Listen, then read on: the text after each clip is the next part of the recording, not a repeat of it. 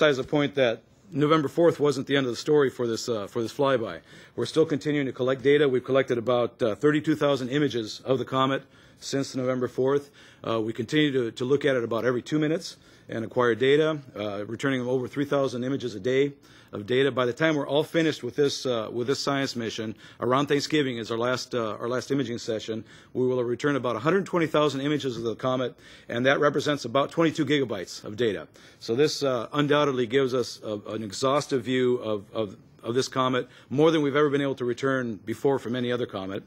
And so after that, we'll do a final calibration of the instruments, and the spacecraft will be in a fairly quiet mode in December, awaiting further instructions. So to talk a little bit more about all these chunks and different things that we might or might not have been hit with, Jessica Sunshine is going to tell us about the composition. Thanks, Tim. So what I'd like to do first is explain how is it that we know these snowballs or snowflakes are actually made of ice. And second of all, show you that while they appear to be quite large in the context of the imagers, they're actually quite small.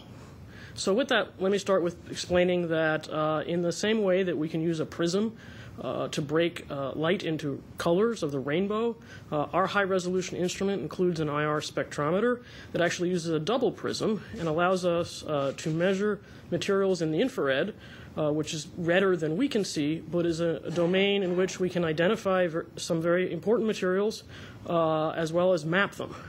So if I could have the first slide, please. So here in white is a measurement of the coma, or the atmosphere, of comet Hartley 2 taken just off the nucleus on the CO2-rich end. And you can see in this image that the gases appear as positive features, that is peaks. Water vapor is denoted in blue. We have a very strong carbon dioxide signature in green, and a weak but important signature due to the vaporized hydrocarbons in red. But for the purposes of this conversation, we're really interested in the ice. And the ice is actually things that appear negative in this measurement. And if I could have the next slide, I'll emphasize that a little bit. Same measurement of Hartley 2, but now you see that there are three regions denoted by the blue boxes where light is absorbed. And these three signatures I'm comparing in purple to laboratory measurements of ices at different size crystals. And you can see there's a one-to-one correspondence, and that this, in fact, is how we identify the presence of water ice. What's also interesting here is that if you look at the different sizes, now these are all very small, 1 micron up to 100 microns, you can see that the 3-micron band, that's the area with the largest box, actually starts to disappear. And by 100 microns, it's gone. And yet, if you look at Hartley 2, it has a very strong 3-micron absorption. In fact, it's about 50% of the light that hits the ice grains are absorbed. And because of the strength of that band, the depth of that band, we know that the ice on a fundamental level can't be bigger than 1 or maybe somewhere between 1 and 10 microns in size. And so that's about the thickness of our hair. These are very fine particles. So what that means is that the snowballs are not what we might have thought to begin with. We're not seeing hail-sized particles, softballs, or even ice cubes. What we're seeing are fluffy aggregates of very small pieces of ice. And so they're akin more to maybe a dandelion puff that is very hot, empty air that can easily be broken apart than an ice cube. And that might explain why we didn't see any hits on the spacecraft, among other reasons. So let me move on to show you the distribution of these materials around the comet. If I could have the next slide. Okay, on your left is an image from the medium resolution imager like Pete showed, but this time it's enhanced to show the material jetting off the nucleus that is in the coma. And you can see there's a very strong jet on the sunward side on the right, and some weaker jets on the anti-sunward side where we were showing before in the dark. On your right, in green, is a map of the relative abundance of carbon dioxide, or CO2. That is vapor that's come off dry ice. And you can see it's very enhanced in the same places as the MRI image. That is, the jets that we're seeing are actually composed of carbon dioxide. So you can see a strong signature off the sunward end, weaker signatures off the anti-sunward end, but nothing in the middle. In the next slide, you'll see the dust that Pete was talking about. Here, the nucleus itself is white, but if you look at the red parts, you can see the dust coming off. And there's a very good correlation between where the dust is, these bulk solids, and the carbon dioxide is. And in the next slide, I'm going to show you the ice here in blue. And again, the areas that are white in this area that are the most intense are the areas where we map water ice.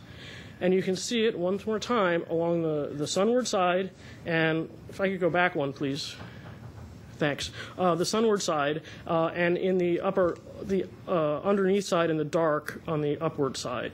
And so what we're seeing here is this story that we've noticed when we started getting data from this comet, that it is the CO2 that is driving the materials, the dust and the ice. So ice grains and dust are being pulled from the inside of the comet with the carbon dioxide as it sublimes and heats up. So when we looked at this, we thought, all right, well, we might as well look at water, but it should be pretty straightforward. You're going to see water evaporating and subliming where the ice is. Well, it turned out to be really not the story at all. And to our great surprise, if I may have the last slide, if you see the distribution of water vapor, while it's true that water is where the ice is, in fact, it's everywhere, particularly on the sunward side of the image, there's a tremendous enhancement of water vapor coming out of the waste of this body. We wouldn't expect this at all, and so what we're seeing is an indication that here the ice is still on the inside. It's being heated up by the sun, and that drives the water off. And so this comet is doing two things at once. On its ends, the CO2 is evaporating and dragging the ice grains with it, and that produces water in the coma, in the atmosphere, while in the middle, the smooth dust-ridden region of the center of this comet, we're seeing subsurface ice evaporating. And I'm going to turn it over to Mike, who's going to explain that this subsurface ice is something we're very familiar with. Thanks, Jess. The next picture shows the two comets that the Deep Impact Flyby spacecraft has visited. On the left, Tempel 1, and on the right, Hartley 2. Obviously, they're very different sizes. But there's one other very obvious difference. We know there are jets surrounding Comet Tempel 1, but you can't see them in this picture because they're too faint, whereas the jets coming off the end of Hartley 2 are really obvious. And they're really obvious because those jets are filled with ice crystals. And ice, as you know, or snow, reflects light very efficiently. The next slide gives us an indication of how the sublimation works. On Tempel 1, there's ice somewhere between a few inches and a couple of feet under the surface. We know that because we excavated it and we saw it in Tempel 1. And the ice gets warmed by the sun's heat percolating down through the thin layer of dust and evaporating and coming up through the porous material on top. And on Comet Hartley 2, we have this accurate scale model. Got a nice smooth waist, rough ends, an excess of dry ice on the inside, and in the smooth waist, lots of water ice, frost. I wasn't able to get the dust layer on top, but we have water ice coming out of here, and we have dry ice subliming and dragging water ice out the ends as the comet turns around. I wasn't allowed to put water ice in with the dry ice because of fear of taking out one of Pete's eyes. Thanks.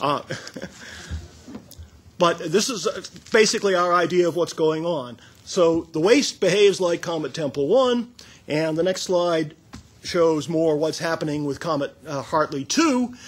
There are real jets coming out of identifiable features on the surface. They're dragging out ice crystals with them. The ice crystals are later evaporating. Those huge snowflakes are producing more than half the water that comes out of Hartley 2. But it comes out as a very diffuse cloud. So the water you see coming from the nucleus, you see only from the waste here. So what does all this mean? Why do we care that they work differently? They work differently because they have different composition inside. Comet Hartley 2 probably has more dry ice than any of the other comets for which carbon dioxide has been measured, which is only a dozen or so, actually fewer than a dozen. Does that say that these comets formed further from the sun than did Tempel 1? So there would be more dry ice relative to water ice could form? That's the next step that we have to take in understanding that. And the last picture shows you, reminds you what we're talking about. I'll leave that up while I wrap up. We really want to understand how things got mixed up in the early solar system when the planets were being made. We would really like to know, is the CO2 at this end the same concentration as it is at the other end? That's going to take a lot more analysis of our data, but we should be able to get that out by looking at the jets when opposite ends are facing at the sun. Pete is now the sun. And we have much more work to do in this area. And ultimately, we want to use this to constrain how the planets formed, in other words, how we got here. And with that, I'll leave it, and we can take questions. Before we take questions, I think it's certainly appropriate. I want to say congratulations to you all. And for folks here in the studio audience, please give these folks and the entire team, there are a lot of folks involved in this, a round of applause for the work that they've done.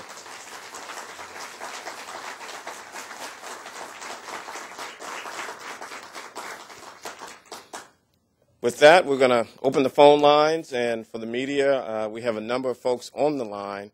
We'll see if we can just start with one question and a follow-up, and if we have time, certainly we can come back. And if you can address your question to a particular individual on the panel, that would be helpful. So we will turn it over to the phone line.